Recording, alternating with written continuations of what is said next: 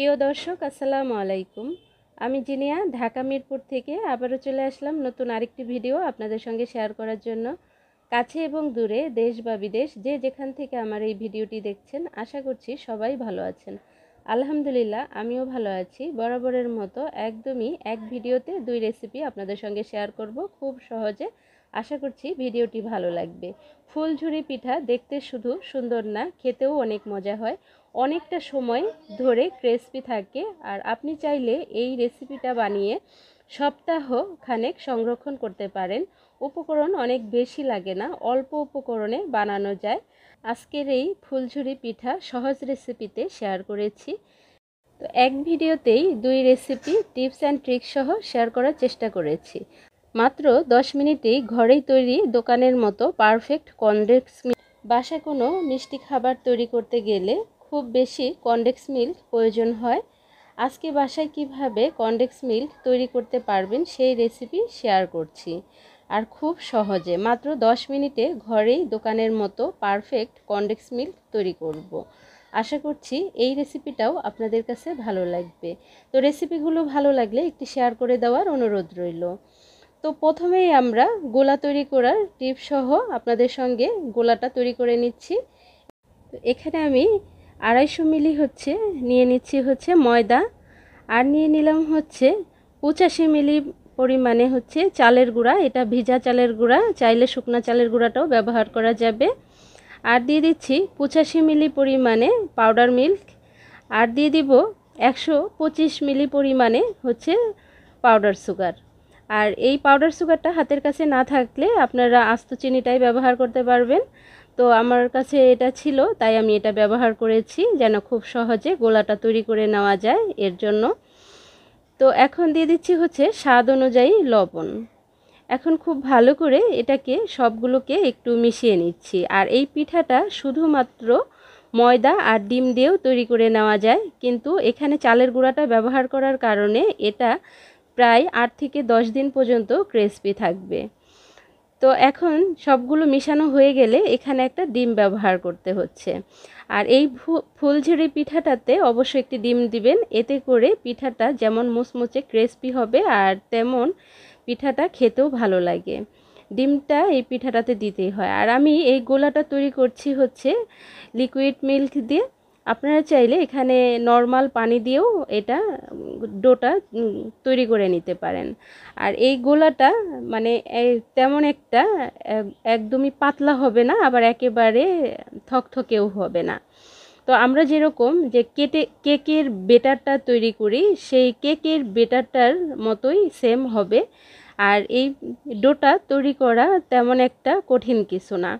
তো আমি যে এখানে 125 মিলি ময়দা, আর 85 মিলি চালের গুঁড়া, আর 85 মিলি আমি যে গুঁড়া দুধটা ব্যবহার করেছি, তার জন্য এখানে আমার টোটাল 250 মিলি পরিমাণে দুধ লেগেছে। আপনারা পানি দিয়ে যদি করেন ডোটা, তাইলে আপনারা এই 250 মিলি পানি লাগবে, এর বেশিও না কমও না। এতে করে এই পারফেক্ট গুলাটা আপনারা ঘরে তৈরি করতে পারবেন খুব সহজে। তো এখন খুব ভালো করে মিশিয়ে নেওয়া হয়ে গেলে এখানে আমি সামান্য একটু কালো জিরা ব্যবহার করছি। আপনারা চাইলে এখানে মরিটাও ব্যবহার করতে পারেন। তো কালো জিরাটা দেওয়ার কারণে এটা যখন কামড় পড়বে দাঁতে, খেতে কিন্তু খুব ভালো লাগবে। তো কালো জিরাটা দিয়ে আমি এটাকে একটু মিশিয়ে 10 মিনিটের জন্য এটাকে রেস্টে রেখে দিচ্ছি। যেহেতু এখানে চালের গুঁড়া, ময়দা সব কিছু আছে, 10 মিনিট রেস্টে রাখলে গোলাটা একদম পারফেক্ট হয়ে যাবে। তো চুলায় তেল গরম বসিয়ে আমাদের যে এই লোহাটা এই ডিজাইনের, সেইটা আমরা গরম দিয়ে দিলাম। আর এটা প্রতিবারই গরম করে নিতে হবে। তো এদিকে আমাদের যে গোলাটা, সেই গোলাটাও কিন্তু খুব সুন্দরভাবে এটা সেট হয়ে গেছে। এখন লোহাটা গরম হয়ে আসলে আমরা এখানে শিকটা পিঠাতে চুবাবো। কিন্তু এই যে দেখেন, পিঠাটা আমি আবারও সুবিধার্থে দেখিয়ে দিচ্ছি, উপরটা কিন্তু একদম ঢেকে নেওয়া যাবে না। মানে এই স্টিকটা পুরাটা ডুবিয়ে নেওয়া যাবে না গোলাটার ভিতরে। এই স্টিকটা অর্ধেক আপনারা ভিজাবেন গোলার মধ্যে, তারপর চুলায় দিয়ে দিবেন। আর প্রতিবার এই শিকটা গরম তেলে আপনারা কিছুক্ষণ এই যে এইভাবে রেখে এই লোহাটা একটু গরম করে নেবেন, এতে করে পিঠাগুলো আর শিকের মধ্যে লেগে থাকবে না। আমি কিভাবে করছি, এই যে এটা তেলে দিয়ে হালকা একটু নেড়ে চেড়ে দিচ্ছি। নেড়ে দিলে কি হয়, এটার মধ্য থেকে খুব সহজেই ছুটে আসে। আর এই যে পিঠাগুলো কিন্তু প্রত্যেকটা পিঠাই কিন্তু খুব সুন্দরভাবে ছুটে আসছে। একটু ছড়ানো কড়াইতে যদি আমরা করি সেক্ষেত্রে কিন্তু 3-4টা পিঠা একসঙ্গে করে নেওয়া যায়। আর এই ফুলের যে ডাইসটা, এই ডাইসটা আপনাদের কাছে 2-3টা থাকলেও আপনারা একসাথে 2-3টা পিঠা কিন্তু তৈরি করে নিতে পারবেন। তো আমি প্রতিবার এই ডাইসটা, এই লোহাটাকে গরম করে নিচ্ছি, আর গরম করে উঠিয়েই কিন্তু আবার ডোটার ভিতরে আমরা বসিয়ে অর্ধেকটা বসিয়েই আবার এখানে দিয়ে এরকম হাতটা একটু লাড়িয়ে দিচ্ছি। হাতটা এমনভাবে নাড়াতে হবে উপর আর নিচ, উপর নিচ করলে কি হবে, তেলের এই ডাইসটা যতবার লাগবে ততবারই এটা খুলে খুলে আসবে এটা নাড়াচাড়ায়। আর গরম তেলে এটা গরম করে নেওয়ার কারণে এখানে আর এই গোলাটা বা বেটারটা লেগে থাকতেছে না। এটা খুব সহজে একটু তেলের মধ্যে এরকম ডুবিয়ে একটু নাড়াচাড়া করলেই কিন্তু পিঠাগুলো বের হয়ে আসতেছে।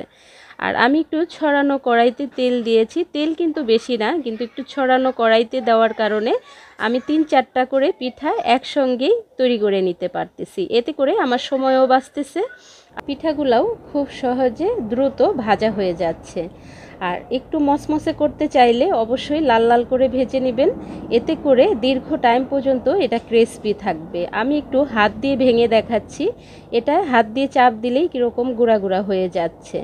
তো সবগুলো পিঠাই আমার ভেজে নেওয়া হয়ে গেছে। আর এদিকে আমরা যে আরেকটা রেসিপি আপনাদের সঙ্গে শেয়ার করব, যে কনডেক্স মিল্ক, সেটা কিভাবে পারফেক্টভাবে তৈরি করে নেওয়া যায়, এই সহজ রেসিপিটিও আপনাদের সঙ্গে শেয়ার করব। আর এটা বাইরের থেকে কিনে আনার কোনো ঝামেলাই থাকবে না। আর এই যে আমাদের কনডেক্স মিল্কটা এরকম হয়েছে, আর আমি লাল চিনি দিয়ে করেছি, এর জন্য এই কালারটা এত সুন্দর এসেছে। তো চলুন কিভাবে এই কনডেক্স মিল্কটা আমি তৈরি করি সেটা আপনাদের সঙ্গে শেয়ার করি। তো এখানে আমি 1 লিটার দুধকে আমি জাল দিয়ে 700 গ্রাম করেছি। তো আমাদের এখানে 3 গ্লাস দুধ আমরা এখানে দিয়ে দিচ্ছি। আর দুধগুলো আগে থেকে কিন্তু খুব ভালো করে একটু জাল দিয়ে ঘন করে নিয়েছি, যাতে করে এই কনডেক্স মিল্কটা তৈরি করতে খুব কম সময় নেয়।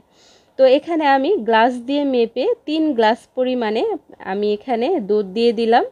আর এই দুধটাকে একটু খুব ভালো করে জাল দিয়ে নিব। এখানে কোনো রকম এলাচ দারুচিনি কিছুই দেওয়ার প্রয়োজন নাই। এই দুধটা জাল হতে হতে খুব সুন্দর একটা ফ্লেভার বের হবে। দোকানের কনডেক্স মিল্কের চাইতেও ঘরে তৈরি কনডেক্স মিল্ক যতটা স্বাস্থ্যসম্মত আর খুবই সুঘ্রাণ হয়, আর খেতেও খুব ভালো লাগে। আর এটা তৈরি করে নিলে ঘরে যে কোনো ধরনের মিষ্টি জাতীয় খাবার কিন্তু আমরা খুব সহজেই তৈরি করে নিতে পারি। আর এটা কিন্তু চায়ের সাথেও কিন্তু খুব ভালো লাগে খেতে। আমি তো এই কনডেক্স মিল্কটা বাসায় তৈরি করে রাখি, আর যখনই চা খেতে ইচ্ছে হয় লিকারটা শুধু একটু ভালো করে কড়া করে চা পাতি দিয়ে চা জাল দিয়ে আমরা এই কনডেক্স মিল্ক 1 চামচ পরিমাণে দিলেই 1 কাপ চা খুব সুন্দরভাবে তৈরি হয়ে যায়। তো এটাকে আমি অনবরত নেড়ে কিছুটা এটাকে ঘন করে নিলাম। আর এখানে এখন আমাদের হাফ লিটারের মতো হয়ে গেছে, 500 গ্রাম হয়ে গেছে। তো এখন আমরা এখানে চিনিটা ব্যবহার করছি। তো এখানে আমি 1 কাপ পরিমাণে চিনি দিয়ে দিলাম। এখানে 250 গ্রাম চিনি রয়েছে। আর এটা আমি লাল চিনি ব্যবহার করেছি, যাতে করে কনডেক্স মিল্কটা একদম থপথপে সাদা না হয়, একটা সুন্দর কালার আসে এর জন্য।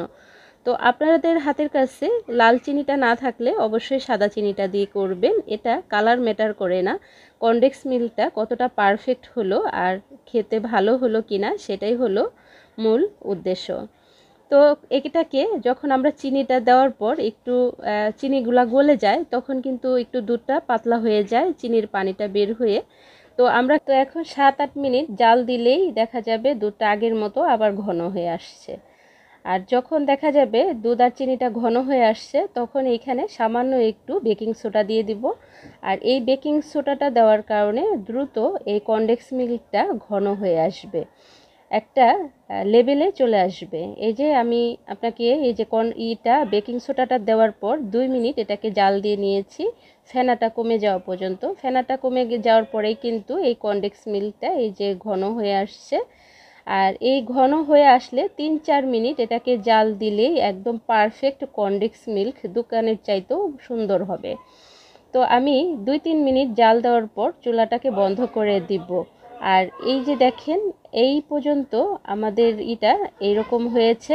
তো এখন চুলাটাকে যদি আমরা বন্ধ করি তো এটা ঠান্ডা হতে হতে এটার যে ঘনত্বটা সেটা একদম পারফেক্ট হয়ে যাবে। তো এখন চুলাটা বন্ধ করে দিচ্ছি।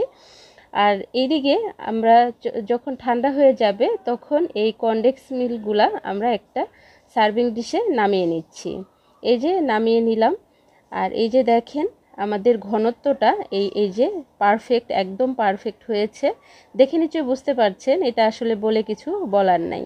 তো এখন পর্যন্ত যারা সঙ্গে থেকে ভিডিওটি উপভোগ করছেন একটি লাইক দিতে ভুলে গেছেন, প্লিজ একটি লাইক দিয়ে দিবেন। তো হয়ে গেল আমার 2 রকমের রেসিপি। তো ভালো থাকবেন, আল্লাহ হাফেজ, আসসালামু আলাইকুম।